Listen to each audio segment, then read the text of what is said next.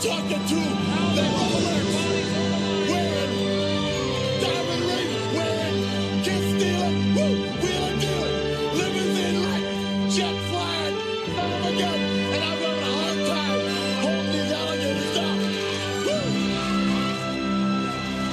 They call me Hot Rod. Everybody knows it. I don't have to say what I am, because I've done it. That's the difference between you and me. You talk about it, I do it. You will know that your ass is mine, and that's the bottom line. Go, go, go, get go.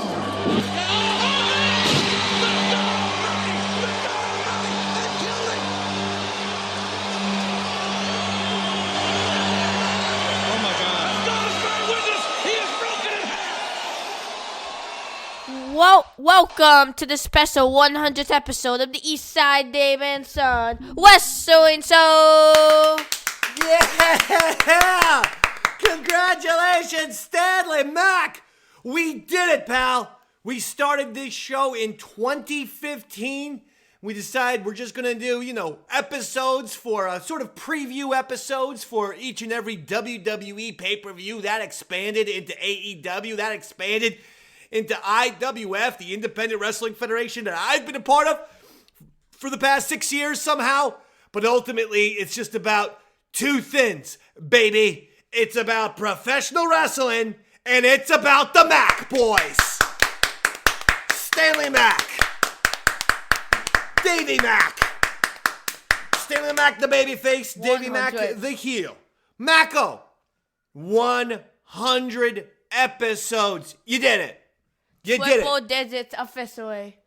What's that? Go ahead. It's officially triple digits. Triple digits.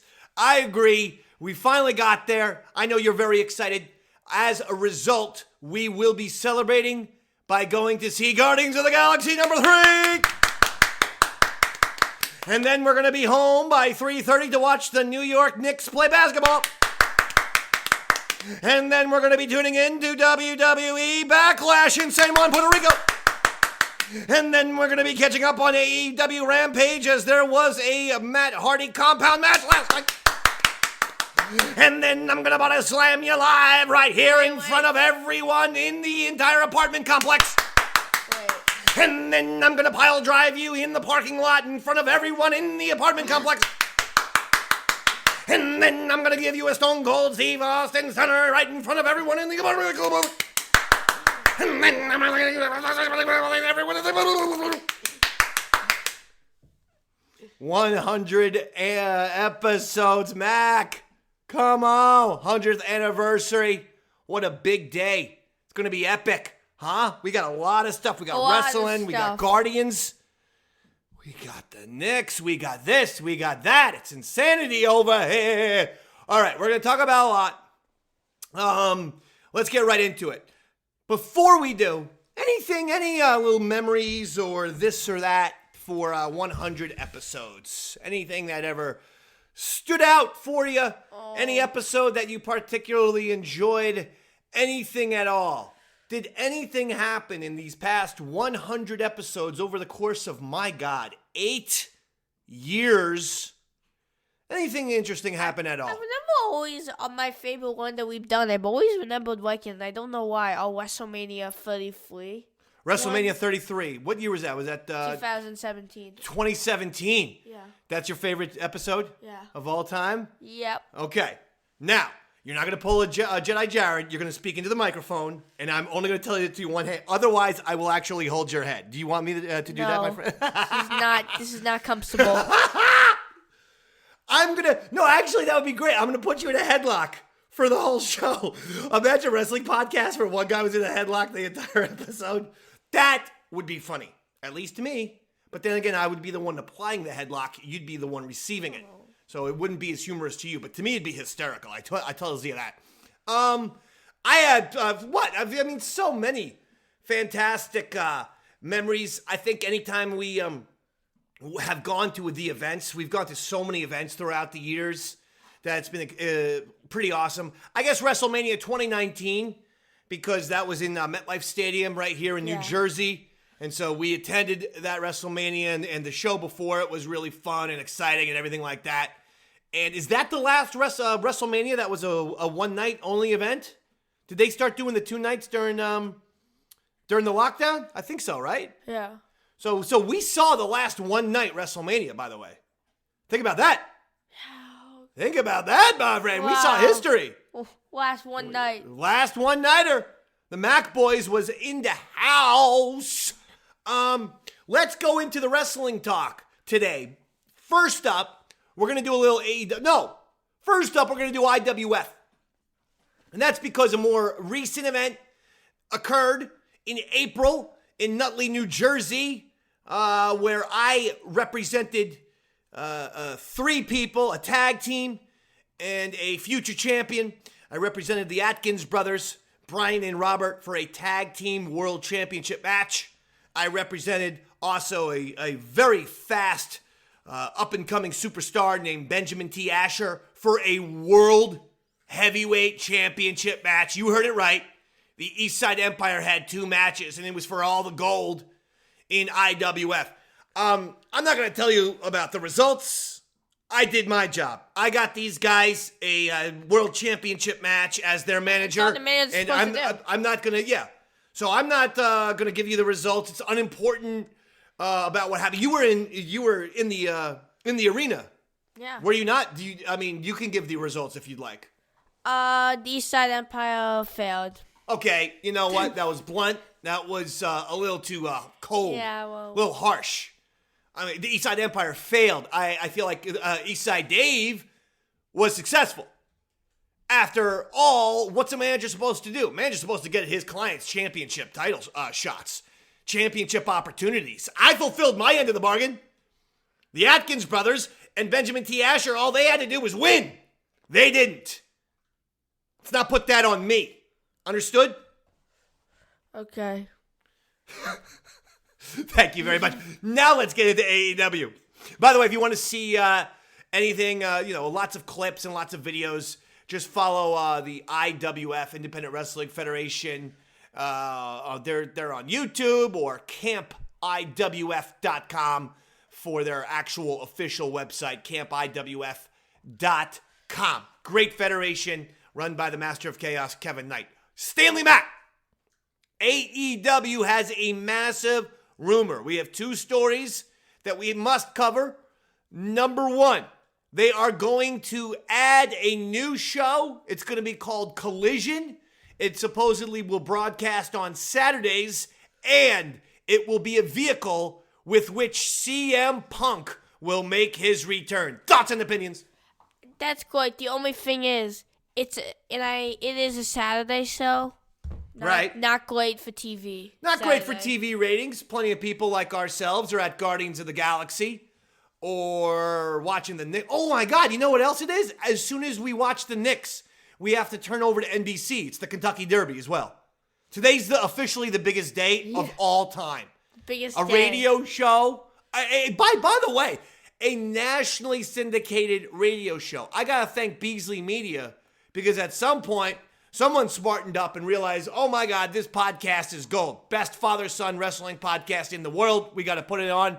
So the Beasley Media has nationally syndicated this radio show to over 80. And I say radio show because they are syndicating it to over 80 Beasley Media radio stations throughout America, and we are thankful. But Stanley Mack, Collision, Saturday, at least CM Punk is returning. What do you think? I know you're a CM Punk fan. Yeah, he's a Tony. It needs to be Punk FTR versus the Elite. It's not gonna happen, but it should. I think it may happen, unless they just stay away from each other. So the story that was written, and again, take these wrestling blogs with a grain of salt. They get more information wrong than they get it right, but nevertheless, this has been being reported by so many different sources that you feel like it feels similar to when it was being reported in 2021 that Punk was coming back, or 2019. When did he come back? 2021, right? Yeah, he came back after the lockdown. So it feels similar to that to me. That's why I think it is going to happen. But one of the details that the wrestling blogs were saying is that on nights where, Punk will be on Collision most nights, but he still will be on Dynamite. On those weeks, the Elite won't show up to Dynamite. They'll go to Collision. Now, you want to talk about chickens. Cowards. They can't even be on the same show. Yeah. So, your vice presidents of your company won't be in the same room as one of the employees. That doesn't strike your so-called company, your so-called corporation as, fundamentally messed up. Hey, I got news for you. Anytime your corporation or company has employees who won't be in the same room, one of those employees has to go. Okay? Because you can't run a business like that. It's insane. Jeez Louise. I'm into it. I hope I will watch Collision. I agree with you that Saturday's not a great TV day, but that's what DVRs are for, my man. I'll put in that Collision every single week. I'll put that in there and I'll watch that show. You understand me? Yep. How's school going? School's going good. How old are you now? 13, almost 14. You're going to be 14 in 12 days. It's sad that I know that and you don't. It is your birthday. But that is actually the case. It is? Yes. What do you want? Tell the Eastside Dave and Son Wrestling Show audience what you want. And hopefully they mail it to you. I don't know how that would be possible since they don't know where you live. But nevertheless, it's fun to dream. Go ahead. Anything out there? Every game. Okay, come on. What is a game? What is something that's on your radar right now? The Jedi Survivor, probably. The Star Wars game, the Jedi Survivor. Star Wars Jedi Survivor? Yeah. Okay. How is the wrestling game, the new wrestling 2K game? Good. The graphics are great. The graphics are good? Yeah? Yeah. Oh, look at this. A thumbs up review for a change from Stanley Mac. The most heelish of baby faces of all time. Okay, so that's number one. Number two with AEW is Wembley. It's up to 60,000. Now, Tony Khan released a tweet saying, hey, we're extremely encouraged. 60,000 tickets have been sold. Still is a 90,000 seat arena. Now, 2/3 of the arena have been filled. And they got to get to 90,000. Because I don't care what anyone says. You got to sell it out. I all of a sudden, there's like this real bizarre new push online of, hey, I don't know what the problem. If people are acting like if they only sell 60,000 seats, it's a bust. It is a bust when it's a 90,000 seat arena. You don't, it's like, as they say, like my eyes are bigger than my stomach. Sometimes you think you can eat a lot of food, but you get full very quickly. The point is, you booked it. You are saying you can fill this 90,000 seat arena. So make it happen. At this point, ship in 30,000 Americans if you have to. But you got to sell it out. Mac, what's your opinions on this? I think that they need this to sell this out. I think. Yeah, this is like their biggest. Not like this is their biggest show. It's becoming very quickly WrestleMania for AEW. They must sell that out. Can you imagine if WWE booked Dallas? So Dallas is a comparable stadium. They're both absolutely enormous. But can you imagine if the Dallas stadium was a third empty for WrestleMania? Oh, that would have been bad. If there were 30,000 empty seats, that would show up on TV and it would look bad. So I don't care what they say. Sell it out. Period. Ship people in if you have to. Listen, the Mac Boyz will go. I'll take a few days off from my number one radio morning show at the Jersey Shore with a listenership of 1.7 million people. That's the Morning Rat Race on WRAT 95.9 FM, where Carl and Dave have been number one for 32 books in a row. Yeah, you heard that right. 32 ratings books in a row, number one. It's because of the Davy Mac magic. I touch things. They turn to bleeping gold. I was gonna let out a curse word. Then all of a sudden I realized this is the Eastside Dove and Son Wrestling Show. All right. So you think that they have to sell it out? Yeah, they have to. All right, final word on AEW. Will you watch Collision? I will. You're sort of, don't lie. you're a little bit out of AEW. Don't lie to the audience. It's important to always be honest with your radio audience. You've been neglecting Dynamite's rampages. Sometimes I ask them, I go, you want to watch Dynamite? What happened? I think it's interesting. You talk. Because the people who run the place are morons. Well, what? How so? The Bucks. Literally, I feel like that it's like all my guys are getting buried. All the only good guys. Even MJF isn't getting booked right. Well, they messed up Powerhouse Hobbs. They messed up Ricky Starks. They're messing up Darby by including Sammy Guevara and Darby Allin. Although no, Darby's there. Sammy Guevara and Jungle Boy. It's going to be a fatal four-way match now, by the way. In the next AEW pay-per-view, it's going to be a fatal four-way between MJF, Sammy Guevara, Jungle Boy, and Darby. Even though Darby was cutting great promos and stuff, felt like it just feels very busy. I don't know where Hobbs is. He's hanging out with QT Marshall on the TMZ show. Ricky Starks is feuding with these two guys from the club over there, the Bullet Club. FTR, yeah. I really like Mark Briscoe. They had a very hot... well, you know what? Let's talk about this real quick before we move on from AEW. There was just a...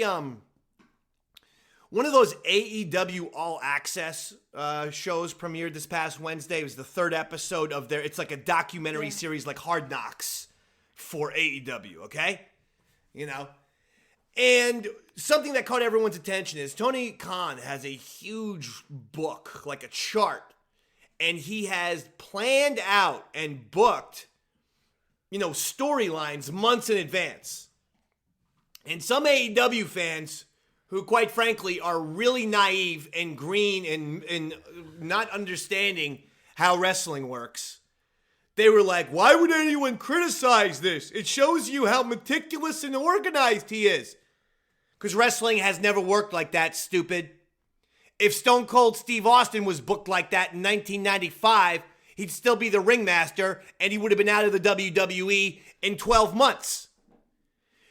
Daniel Bryan, the same thing. CM Punk, the same thing. People catch fire in professional wrestling. They start to get over with the fans, and you capitalize on that. Whether they're over as heels or over as baby faces. You capitalize when someone is hot. Well, if you're planning stuff weeks and months in advance, someone might get hot, but all of a sudden they're not booked for that episode because you didn't have it planned. So it's actually really stupid on Tony Khan's part to do that method. It's insane. You might want to have long-term story ideas, but you don't go for each and every little nuanced match and storyline and promo and thing and chapter. You don't plan that all out months and months in advance. You're not allowing for any unpredictability in your company or spontaneity. Big mistake by Tony Khan. What do you think? Yeah, that doesn't make sense. That makes sense to you? I mean, it makes sense. It does? It makes sense that Tony Khan? No, I mean, that doesn't. No, that doesn't. What I said makes sense? Makes sense. Yeah. I make a lot of sense. You know what I'm saying? You know why? I just like to give 2 cents. Get that joke? I make a lot of sense. Because I give 2 cents. That's an example of a homonym. A homonym. I will give you 55 points if you can tell me right now what a homonym is. It's a joke. Does anyone? It's a joke. A homonym is a joke? Yes. It's when 2 words sound alike, but they're spelt differently and or mean different things. Homonym. It's kind of true. Homonym. Kind of what it is. So that's the AEW. Let's go to WWE and discuss Backlash. But before we do, I got hot takes. I gave the hot takes to AEW. Now I'm giving the hot takes to WWE.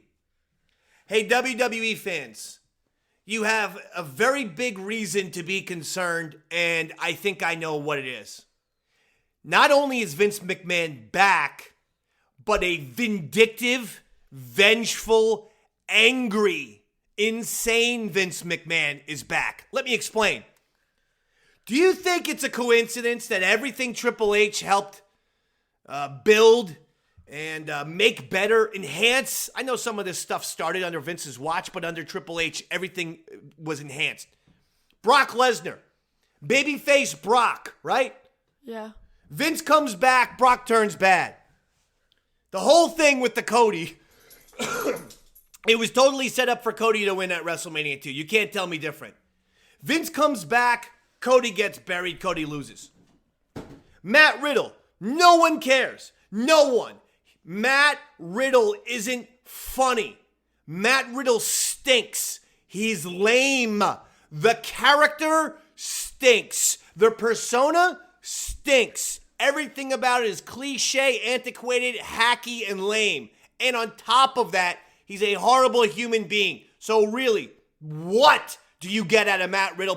Putting Matt Riddle with Sami Zayn and Kevin Owens. Oh, I know. Sami Zayn and Kevin Owens are ridiculously hot. Sami Zayn has Sami Zayn mania. Vince doesn't like it because it wasn't his idea. Kill that by putting Matt Riddle there. The brand split. Vince McMahon's not stupid. He knows that no one likes the brand split anymore, and the draft is totally meaningless. It is boring, dull, has no creativity and no imagination. There's no point. So he brings that back. Finally, everyone gave rave reviews when they finally combined the belts just to make one champion. And now Vince is back, and let's bring in another championship belt. Although I was that You cannot tell me that now, looking at that list of things, that these aren't, that this is a coincidence. It's not. Vince McMahon is angry that Triple H did a good job and he was well received by the WWE fans. That the fans are all happy that Triple H is in charge. So simply out of spite, Vince is back, making one terrible decision after another to punish the fans. Now, if you're a member of the WWE universe, how can you accept that? I'm telling you right now, the number one issues in professional wrestling are the idiot promoters. You take Vince McMahon and Tony Khan away from WWE and AEW, you're going to have two spectacular organizations. But right now, they're literally killing both of their businesses. Go ahead. It just is funny because Triple H kind of made the WWE in a way turn in, because the WWE have been heels sort of in a way. Triple H made them baby faces in a way. The whole WWE. Absolutely. And Triple now, H, the WWE, you're saying the company itself, under the last days of Vince, was like basically a heel company. Because the fans hated it so much. Listen, folks, it's okay to admit that when you're a guy who's about to be 80, he doesn't have it anymore creatively. I guarantee you he knows how to run a live show, he knows how to run a business, and he knows how to close a deal. And those are all great things. Those are virtues. They should allow Vince to run the live show, to close deals, to do business. But as far as having anything to do with the creative process, keep him out of the meeting room. He is destroying the WWE with one horrendous 2021-esque idea after another. He's ruining WWE. Okay? So let's get to Backlash. Okay, Mako. We just brought him up. Let's just do it. Matt Riddle, Kevin Owens, and Sami Zayn versus the Bloodline, Solo Sikoa, Jey Uso, Jimmy Uso. I love the fact that Sami and Kevin have had their buzz stripped from them by Matt Riddle. I'm really happy that Sami Zayn, has gone away. One of the hottest wrestlers in the entire industry. All that buzz is totally gone. Riddle destroyed it. Go ahead. It's unbelievable that a wrestler single-handedly destroyed a whole thing. I know. But I he agree. did. And yeah, I got Sami, KO, and Riddle. Sami Zayn, KO Sami. and Riddle. Yeah, I'm gonna root for the Bloodline here. And you know what I also have as a bold prediction? This is because Vince McMahon is ruining everything. I think he's even going to have Matt Riddle get the pin. Oh, snappy. I hate it. Snap. But I think that's how, so dumb he is. Oh, snappage. That I think that's what's going to happen. All right. I'm not only rooting for the Bloodline, I'm going to predict the Bloodline. I want to see them win. That's how much I dislike Riddle, who is in no way, shape, or form a babyface. I swear to God, I hope the Bloodline wins. We hear Randy Orton's music. He comes. He gives an RKO to Matt Riddle, and we never see Matt Riddle again. They just leave him in Puerto Rico. I feel bad for KO and Zayn because this is not their fault. Of course not. It's Vince McMahon. Next one.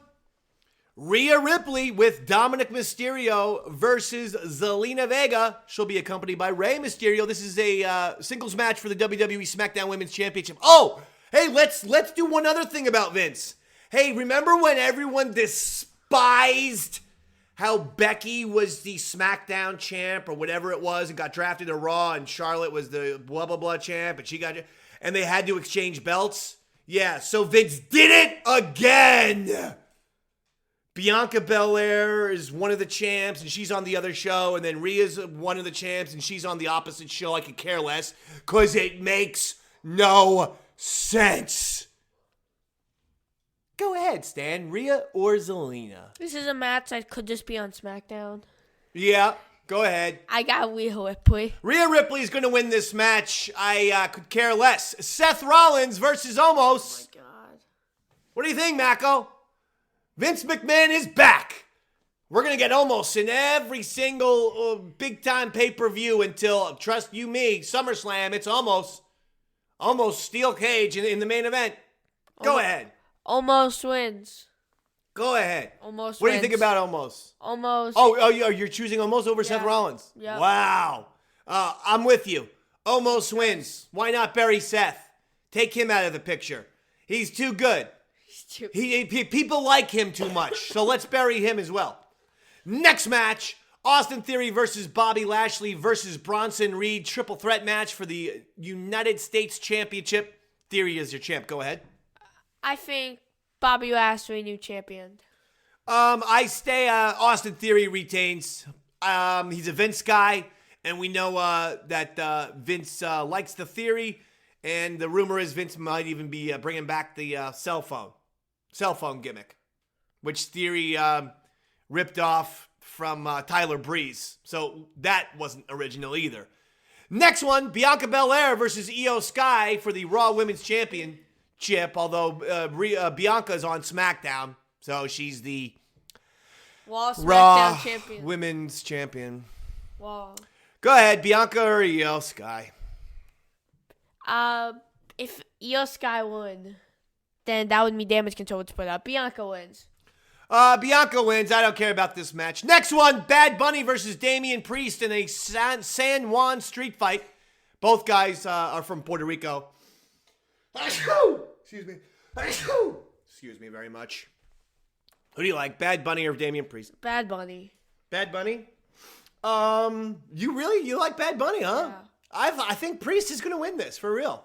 Bunny got his win, and I think that Damian Priest is going to win. And then finally, Cody Rhodes versus Brock Lesnar.